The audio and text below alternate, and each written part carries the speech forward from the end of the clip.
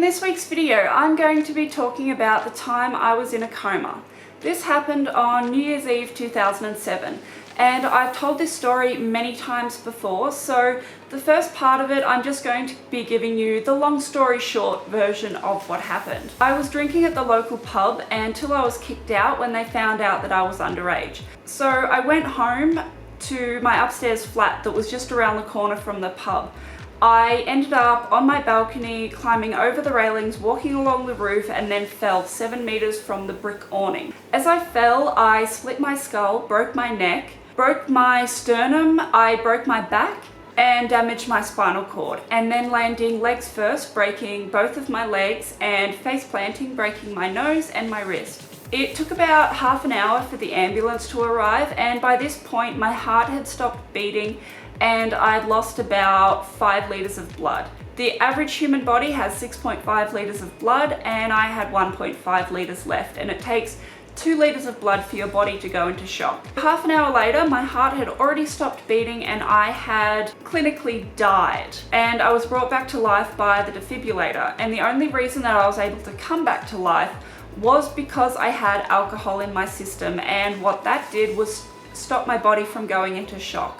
I was taken to the Orange Base Hospital, which was just about 20 minutes out of Molong, where I had my accident. And while in the ambulance, I died a couple of times where my heart stopped beating. When I got to the hospital, I was x-rayed just to see the extent of how bad my injuries were, which they were pretty bad. When I was stable enough, I was airlifted by Care Flight helicopter to the Royal Prince Alfred Hospital in Sydney. I was placed under an induced coma for 3 weeks, and within that time my parents were given the option to turn the life support off.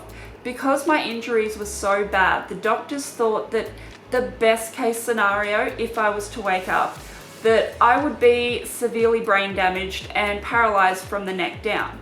And thankfully, the final decision was not to turn it off, and thankfully, I am not as bad as they thought that I was going to be. When I was first put under an induced coma, they put a tracheostomy in, and I have been asked a few times what the scar on my neck is, just here. And that is from the tracheotomy. Tracheostomy. So there is a scar right here on my neck, and that was a tube that went in to where the airway is down my throat, and that was basically breathing for me when I was in a coma. After 3 weeks, I developed a subdural hematoma, which is bleeding and swelling in the brain. So because my brain was damaged very badly, like the skin around my skull was ripped apart and my skull was split in multiple places. So there was blood in my brain that had nowhere to go. So instead of the blood literally killing me, they had to drill my skull to relieve the pressure in my brain. So just here, I have a sort of like a squishy spot. So there is a hole in my skull where there's just like skin tissue around it. It's quite solid. When I was in a coma, my friends and my family, they all came to say goodbye because they didn't think that I was going to survive.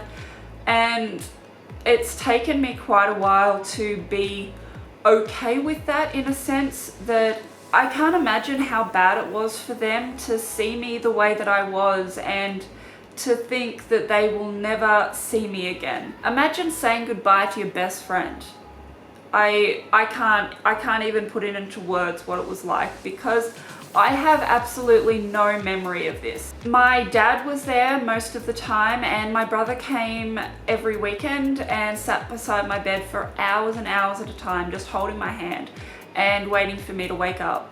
After the 3-week mark, the doctors started to reduce the drugs that I was under so that I could start to wake up. And I still can't remember any of this. There's about a month of my life that's missing, and that is within that month that I can't remember any of it. After 5 weeks in intensive care, I was stable enough to go to surgery, where I was operated on for 12 hours. Now, because both of my legs had been broken, my femurs, my legs had been in traction for 5 weeks and they had begun to heal out of place. So My legs had to be rebroken and titanium rods were put down my legs from my knees to my hips. Metal plates were put down the back of my neck where I had broken it. My skull was sewn back together as best they could, and I now have a bit of gaps in my hair where the skull had been split and the skin had been moved away. And I have a scar under my chin from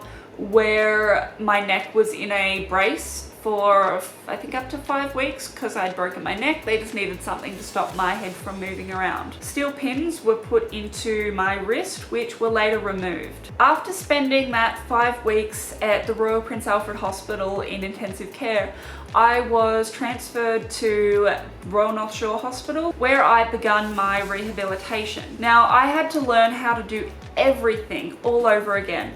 I had to learn how to talk, how to smile. I had to learn how to breathe, how to write, how to draw, how to read. I had to learn how to feed myself, how to swallow, how to chew. I had to learn my own name again. I had to learn my parents' names. I had to learn my friends' names. I had to learn my colors, shapes, places, objects, animals. I had to learn everything all over again. It's been almost 9 years since this happened, and I still struggle with reading, and general concentration I find is very difficult. After a while, I learned a really strange party trick with the scar that's on my neck. I can make it dance. I figured out that when I swallow, it moves, so I figured out how to make my trachea scar dance.